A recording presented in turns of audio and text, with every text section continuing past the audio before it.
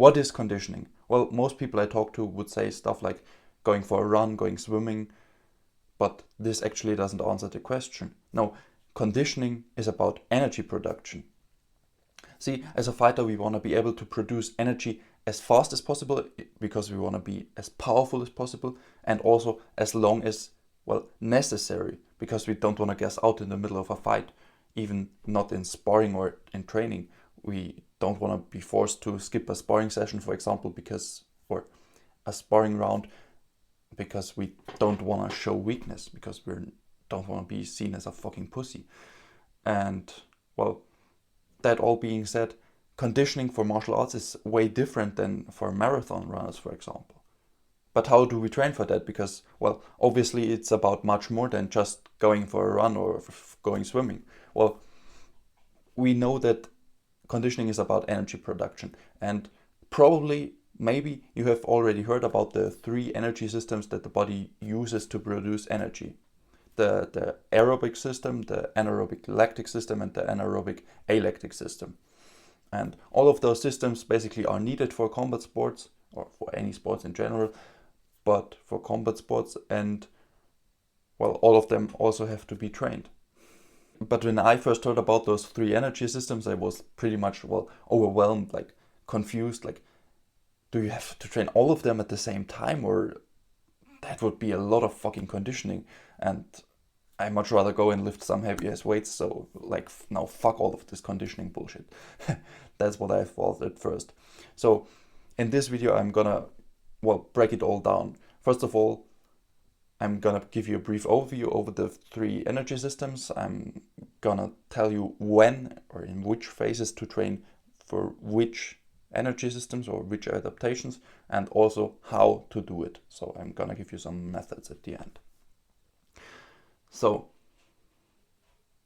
you have, as I said, first of all, the aerobic system, which is basically, it lasts the longest, and therefore it also has the least amount of power. It's able to produce the least amount of power because it produces energy the slowest, because it's the most complex. Second of all, you have the lactic system, which is without oxygen.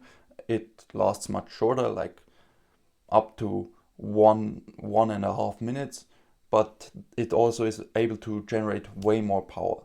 And third, you have the alactic system, so the anaerobic alactic system, also without oxygen. It lasts only a couple of seconds, like up to 10-15 seconds, but it is able to generate the most amount of power. So that is what you would use if you would, well, throw a knockout punch, for example. And all of those energy systems, they work together, but the time frames here, well, they're actually not that accurate for fighting. Those time frames are if you would run at 100% consistently, but fighting, it's not 100% all the time. Yeah, you throw your combinations, then it's all out work, of course, but then you also back down a little bit, and there you basically have time to recharge the lactic or the alactic system a little bit. So they last much longer than that because they're not running at 100% of the time. So the bad news is, if you want to fight, then you have to train all of those 3 energy systems, and not just in one way, but, well, first of all, you have to train the power of those energy systems, so the speed in which they, or the rate in which they produce energy, and also the capacity of those energy systems, so how long they last. But the good news is, you don't have to train all of this at the same time. So if you're not 8 weeks out or in fight camp, then you basically, all you have to do is focus on the aerobic base. Like, how tall is a pyramid? Only as large as the base is. And the aerobic system is basically the base for all of the other, well, energy systems as well. Because, well, the aerobic system also helps to clear out the waste products that are produced by the other energy systems. For example, from the lactic system, there, well, it actually uses the waste products for energy, and also it helps to recharge the alactic system. So if the aerobic system is better, then it also enhances the other two energy systems. Apart from that, the more power you can generate aerobically, so the more power your aerobic system can generate, the better, because then you have to rely less on your lactic system, even though this is generally able to produce more power overall. But if you have to rely less on this energy system, then, well, you last way longer. And also, if you're not preparing for a fight, then, or don't even plan to fight, then your aerobic system is much more important, because you want to be able to last longer. That's much more important than to generate the most amount of power, because then you can train longer and you don't want to knock out your training partners anyway. And another thing is that your aerobic system, well, you can train your aerobic system way more, or there's way more room for improvement when you're training your aerobic system than when you're training your lactic system or your alactic system. There, the improvements are, well, very small in comparison. So when you're training your aerobic system, you get the biggest bang for your buck. But those small improvements of the other two energy systems are, when you're going into a fight, very, very important as well, because they can absolutely make the difference. So when you're off camp or just training and don't even want to fight, then I would do, well, some aerobic capacity work 1 to 3 times per week. I typically go for a run 2 times per week, which is basically with a low heart rate, like 60 to 70% of the maximum heart rate. If you don't know your maximum heart rate, just take 220 and subtract your age, and then take 60 to 70% of this number. Or you can also use the methadone formula, which is 180 minus your age, and that's your upper threshold for the training heart rate for this aerobic capacity work. Apart from that, I would train the aerobic power 1 or 2 times per week. Typically I would do 1 time, and well, basically this is more an interval style training. So there you also really have endless possibilities to train the aerobic power.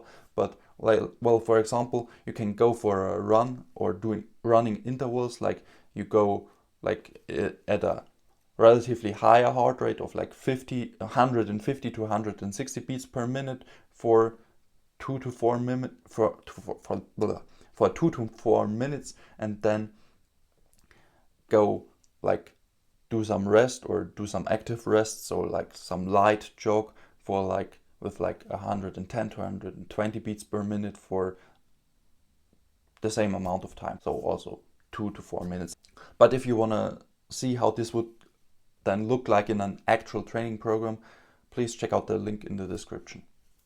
So if you then want to go and do a fight, then at the end of the off camp I would start to implement some lactic power work, and when you're then in camp, so 8 weeks out and below, then I would still do the aerobic capacity work, but more like as like active recovery type work, and then I would do some lactic capacity and alactic power and alactic capacity work as well, because, well, especially those anaerobic systems, which the lactic and the alactic system, they are the anaerobic systems, you basically don't want to train them year round, because this is very taxing for the body, really challenging. So now I've talked a lot about those energy systems and the power and capacity of those systems, but how do you actually train those? Well, the aerobic system, I gave you some methods previously, but that would be your road work, for example, and there, well, some running for like 15 to up to 60 minutes. Anything longer than 60 minutes is not really necessary for fighters, because, well, fights are not that long either. And well, for the aerobic power, then there I would do intervals of 2 to 8 minutes with a 1 to 1 work to rest ratio, for example, maybe even a shorter rest. And there you can also do some active recovery. And there it would go up to heart rates of like 75 to 80% of your maximum heart rate. Then for the lactic system, the capacity work would be like 20 seconds to up to 90 seconds even of really all out work. well, you go as hard as you can there, and well, you would then have some incomplete rest. So like this would be rest intervals of like 1 to 2, for example. So you go hard 1 minute and then rest for 2, for example, maybe even a little bit less. The thing is, you don't want to do the same thing all the time. You also want to progress. So if you want to progress, or if you progress, then you would, well, decrease the rest intervals and increase the work intervals. And also you can play with the number of total intervals. In general, I would do anywhere between 4 and 12 intervals in total. And this lactic capacity work, if it feels like absolute shit, then you're doing everything right. Because training for lactic capacity, nah, that's absolutely never fun. Luckily, you also don't have to do it year round. So lactic power would then be like shorter intervals of like 10 to 20 seconds and a little bit longer rest for like 2 minutes. So in general, the power stuff is like shorter in duration, shorter work duration, but even more intensity, because, well, it's shorter because if you would go longer, then you would not be able to produce that much power, or don't be that fast. And the rest is longer because you want complete rest, because, well, you want to be recovered enough to be able to produce maximum amount of power again. And then for the alactic or the anaerobic alactic system, the capacity work, this would be intervals of like 7 to 10 seconds with about 30 seconds rest, maybe even lower than that. And for the power, this would be like 1 to 6 seconds, really all out work, and rest intervals of about 2 minutes. And basically, if you're strength training or training for maximum strength and also explosive power, maximum power, then, well, this is also mostly your anaerobic alactic system working. And also, to conclude, all of those 3 energy systems, they are all active at the same time. They are all always active, but which one is actually predominant, that depends on the intensity and the duration of the work. And so if you're not preparing for a fight or don't even plan to fight, then focus solely on the aerobic energy system, so the aerobic base. And if you're preparing for a fight, then you can also train the anaerobic energy systems as well. Now that's it. See you in the next one.